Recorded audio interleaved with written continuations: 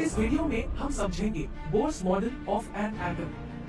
Bohr's atomic model को Niels Bohr ने 1915 में डिस्कवर किया।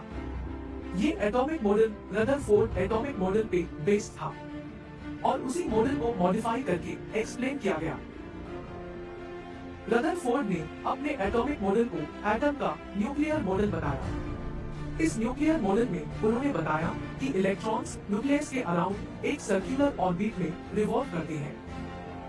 साथ ही उन्होंने बताया कि न्यूक्लियस पे पॉजिटिव चार्ज और इलेक्ट्रॉन पे नेगेटिव चार्ज होता है। जब इलेक्ट्रॉन सर्कुलर ऑर्बिट में रिवॉल्व करता है तब वो स्टेबल नहीं होता, जिसके कारण इलेक्ट्रॉन एक्सेलरेशन करता है।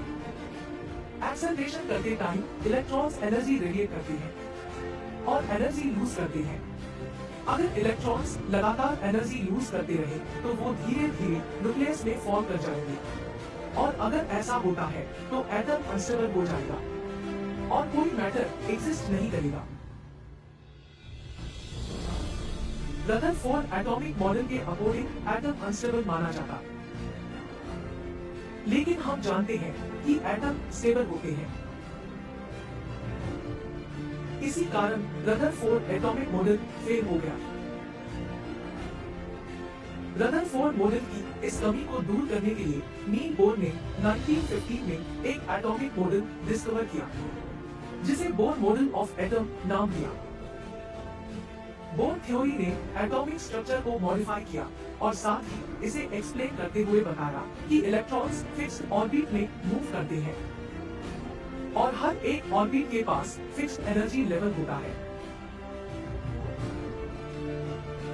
बोर ने ये बताया कि जो इलेक्ट्रॉन्स न्यूक्लियस से दूर होते हैं उन इलेक्ट्रॉन्स के पास ज्यादा एनर्जी होती है और जो इलेक्ट्रॉन्स न्यूक्लियस के पास होते हैं उन इलेक्ट्रॉन्स के पास कम एनर्जी होती है।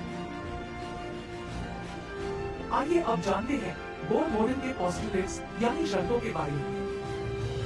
फर्स्ट पोस्टुलेट, एक एटम में negatively charge electrons definite circular path में रिवॉल्व करते हैं। उस पाथ को ऑर्बिट या शेल कहते हैं और हर ऑर्बिट और शेल के पास अपनी फिक्स्ड एनर्जी होती है।